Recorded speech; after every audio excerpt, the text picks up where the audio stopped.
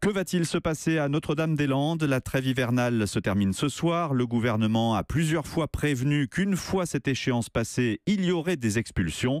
250 à 300 zadistes sont toujours sur place. Leur situation devrait être étudiée au cas par cas. Reportage à Notre-Dame-des-Landes du correspondant d'Europe 1, Pierre-Baptiste Vanzini. Une nouvelle fois, malgré l'abandon de l'aéroport de Notre-Dame-des-Landes, la ZAD vise sous la menace d'une opération d'expulsion. Elle ne doit pas avoir lieu, assure Camille qui vit ici depuis des années.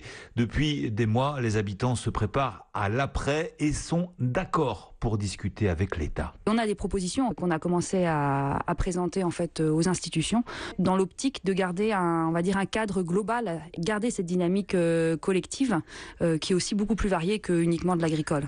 Et c'est là le nœud du problème actuel. À la préfecture, Nicole Klein, la préfète, trace une ligne claire. Il n'y aura pas de solution collective.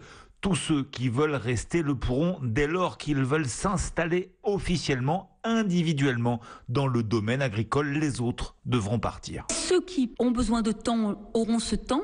Ceux qui disent même si on nous laisse du temps, on ne changera pas de point de vue et on a ce point de vue-là sur la société. On ne discute pas d'un projet de vie, on discute d'un projet individuel qu'on peut défendre et certains disent qu'ils ne veulent même pas défendre ces projets-là. Il y en a certains avec qui on ne peut pas s'entendre. Il reste donc un peu de temps avant que l'État ne tranche et décide d'évacuer certains habitants. Mais clairement, ce temps est aujourd'hui compté. Notre-Dame-des-Landes, Pierre-Baptiste Vanzini, Europe 1.